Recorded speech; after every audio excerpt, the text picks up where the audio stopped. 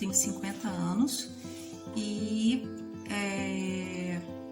tenho 4 autistas em casa. Eu sou típica, tá? E já fiz vários testes, e eu sou totalmente típica. Quando eu me casei, eu já estava grávida. Depois da lua de mel que nós descobrimos que deu realmente o positivo. Quando deu positivo, e eu com muito medo, eu comia de tudo, eu engordei 20 quilos, descobri que era uma menina, e sempre olhando, fazendo a ultrassom direitinho, é perfeita, com medo por causa da história de mulheres a partir dos 35 anos que fica grávida, a probabilidade de ter um filho com síndrome de Down é muito grande. Então eu achava que fosse ter um filho com síndrome de Down.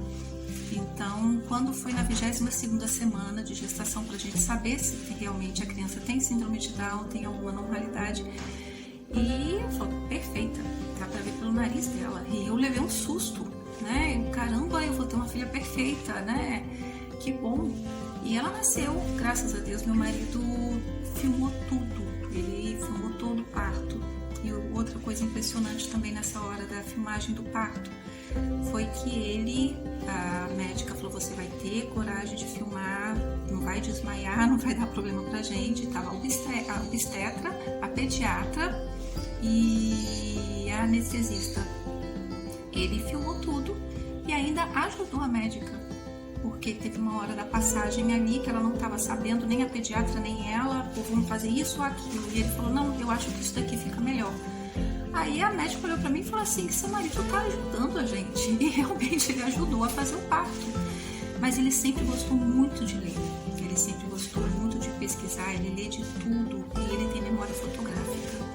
Então agora eu vou contar um pouquinho dele.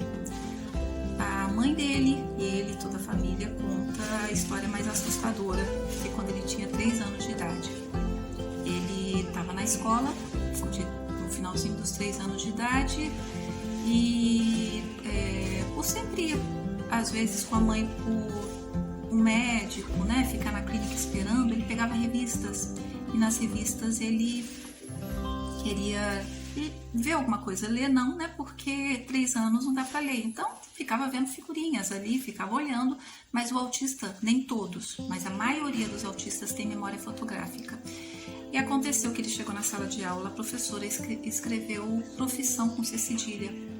Ele chegou em casa e falou, eu não quero mais ir para a escola, porque a professora escreve errado. Aí a mãe dele ficou assustada, mas como? Ela escreveu profissão com C cedilha, e profissão não é com C cedilha.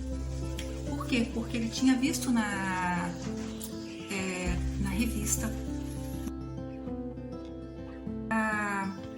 o nascimento da Helena. Voltando para a parte agora da Helena, ele esqueceu essa parte do autismo. Voltando para a parte da Helena, a Helena sempre teve muitas que a gente chamava de birra, né? Então, que besteira, qualquer coisa, ela gritava e se apavorava e se debatia no chão. E eu, é coisa mimada, porque ela é filha única, né? E a gente se irritava às vezes porque não parava com aqueles gritos. E isso tudo fazia parte do autismo e eu não sabia. Então eu achava, às vezes eu queria saber alguma coisa sobre o autismo, e quando eu vi a Helena, eu li que era mais em meninos, né? Não meninas. Então eu descartei o autismo dela, achei besteira. Resumindo, quando a Helena completou 1 ano e 9 meses, eu estava grávida de 3 meses de outra criança, de outro bebê. Eu tive um aborto espontâneo. Me lembro que nesse dia do aborto, o meu marido chegou e falou assim, a Helena contou até 10, normalmente sozinha. Aí eu fiquei feliz, nossa, ela é inteligente, né? Que menina esperta, mas ao mesmo tempo triste por ter perdido o bebê e que ela estava querendo, apesar de ser muito pequenininha. E eu falei assim, poxa, ela tá novinha, meu marido ainda era tenente, passando por muitas dificuldades. Eu acabei perdendo, e o médico falou, se fosse você não teria outro, não inventa de ter outro filho, porque você pode morrer, você teve muita hemorragia e pode nascer com um síndrome de Down. E os outros médicos acharam absurdo isso, falaram assim, só tem muita mulher nova que tem criança com síndrome de Down. E a preocupação maior era a síndrome de Down, né? E o autismo eu achava que era uma das necessidades especiais mais leves. Então, quando 4 anos depois, quando a Helena já tinha, fiquei grávida dos gêmeos quando a Helena tinha 5 anos, ela ficou muito feliz. Descobrimos que eram gêmeos, não foi inseminação artificial, não foi nada artificial, tá? Eu estava em São Gabriel da Cachoeira, onde não tem absolutamente nada, né? Não tem nem ginecologista em São Gabriel da Cachoeira. Então eu fiquei grávida lá, saí para Resende, estado do Rio, e fiz ultrassom com 5 meses e descobri que eram gêmeos, eram 2 meninos. Então fui para Pindamonhangaba, São Paulo, e lá começou a época que minha pressão começou a subir, né? Estava marcado para a 36ª semana, né? A gestação de gêmeos nunca chega até o final. Então, com 32 semanas, eu tive a bolsa de um estourou. Eram 2 bolsas gestacionais. Então, a bolsa de um estourou e eu acabei tendo uma eclâmpsia. Eles ficaram na UTI, né? E foi quando eu estava desconfiada dos meninos. Falei com uma médica no Rio de Janeiro, levei os 3 para uma pediatra, e a pediatra olhou e falou: mãe, eles são muito novinhos, não tem nem 1 ano, né? Você está muito preocupada, calma. Agora, sua filha de 7 anos é autista. Ela, com 2 vezes que ela viu a Helena, e ela chegou para mim e falou: sua filha é autista, leva ela correndo para o psiquiatra, que ela está precisando de ajuda e ela está precisando de você. Eu sei que é difícil com gêmeos, mas ela está precisando de você. E a sua menina é autista, leve, mas é. Eu fiquei com muita raiva da médica. Eu falei: mas quando a gente já se viu, o que a Helena tem a ver com autismo, né? Então, eu não tinha noção realmente. E quando a gente recebeu o diagnóstico aqui em Santarém, quando chegamos em Santarém, eu conheci uma criança, um menino de 8 anos, autista, que olhava nos olhos, ele encarava, mas ele não me respondia. Nem sempre, mas teve uma vez que ele começou a me responder algumas coisas. Aí a mãe dele chegou pra mim e falou: Raquel, pra você não estranhar, o Pedro, ele é autista. Então, eu falei: mas como ele é autista? Ele olha nos olhos? Ela pois é, nem todo autista. Que o autista não é aquele que não tem contato visual. Às vezes o autista tem um bom contato visual, não é? Aí eu fiquei mais desconfiada. Ela tá desconfiada, Raquel, não leva. E uma mãe de autista conhece o outro. Eu percebi que ela achou estranho. Ela falou: o autista anda na ponta dos pés. E seus filhos estão andando na ponta dos pés. Ela leva correndo no neuro. Eu levei um neurologista normal. E ele diagnosticou os 2. Eu pensei que fosse um só, porque para mim o Antônio, ele falava. Ele contava até 20, ele falava inglês, tudo que ele ouvia, ele falava. Então cantava musiquinhas, tudo direitinho. Ele imitava uma sessão inteira da Peppa. Então eu falei: o Antônio não é autista, o Antônio fala muito, mas o Dante não fala. Mas tem um contato visual muito bom. E o médico chegou para mim e falou: não, ele não fala. O Antônio tem ecolalia. Então eu falei: meu Deus, eu tenho muita coisa para aprender. Eu falei na hora: eu consigo. Para mim, a aceitação foi boa, do meu marido não foi. Meu marido chorou muito durante uma semana, ele ficou uma espécie de luto, né? Porque a gente cria expectativas pro filho e, de repente, com 1 ano e 10 meses, você descobre que ele tem necessidade especial. Então, a gente ia ver em que nível eles estavam ainda, mas a gente foi atrás de uma segunda opinião. Atrás da segunda opinião, foi feito todo o laudo, foi feito vários exames, até a tomografia, né, computadorizada foi feita também. E eu realmente, na tomografia, graças a Deus, deu tudo certo, mas o autismo era nível 3. E o Antônio, que falava, que na verdade era ecolalia, era até um pouco mais grave, deu mais alto do que do Dante. Mão, mão, pé, pé, mão, mão, êêêê! A parte mais difícil para mim foi a aceitação foi boa, mas a parte de mudança de rotina, né? É como se a vida da gente tivesse virado de cabeça para baixo. Então mudou tudo. Enquanto eu via outros levando: vamos embora pra praia, vamos levar. A gente não podia, não é a mesma coisa. Tudo tem que ser muito organizado, tudo tem que ser muito preparado. A quebra da rotina para eles é um impacto muito forte.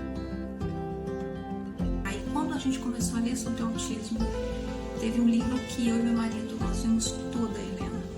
Aí que eu me preocupei, lembrei da médica que falou que a Helena também era autista. E a Helena estava numa crise terrível, porque a gente estava praticamente mudo. A atenção era toda voltada para eles e ela super também decepcionada.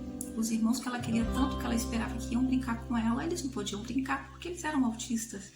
E ela também não sabia que tinha autismo. Então ficou numa situação grave. E ela teve crises e várias crises dentro de sala de aula. Aí comecei a lembrar que algumas professoras começaram desde o início me falando: Helena é muito inteligente, mãe. Nossa, que menina inteligente. E eu, poxa, tá, mas é a primeira série, né? Então tudo bem. Toda criança na primeira série não é inteligente? Não, mãe, ela é inteligente demais. Ela senta na primeira carteira, ela não gosta que façam barulho, ela não gosta que encostem na cadeira dela. E esse problema com barulho, mãe, e qualquer coisa, se encostar, se um lápis cair e alguém pegar, assim, ela entra em crise.